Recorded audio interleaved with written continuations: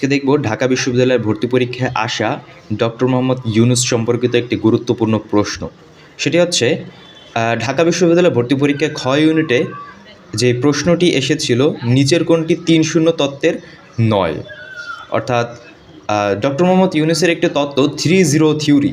তো এই 3-0 থিওরির অন্তর্ভুক্ত নয় কোনটি এটি জানতে চাওয়া হয়েছে। তো আমরা দেখব যে আসলে 3-0 তত্ত্বের অন্তর্ভুক্ত কোন কোন জিনিসটা সেটা আগে আমরা বের করব, এরপরে আমরা বুঝতে পারবো যে 3-0 অন্তর্ভুক্ত নয় কোনটি। যেখানে আমি লিখেছি 0 পুবার্টি, 0 আনএমপ্লয়মেন্ট, 0 নেট কার্বন এমিশন। 0 পুবার্টি হচ্ছে শূন্য দরিদ্রতা, তো শূন্য দরিদ্রতা হচ্ছে তত্ত্বের অন্তর্ভুক্ত। 0 আনএমপ্লয়মেন্ট মানে হচ্ছে শূন্য বেকারত্ব, শূন্য বেকারত্ব হচ্ছে 3-0 থিওরির অন্তর্ভুক্ত।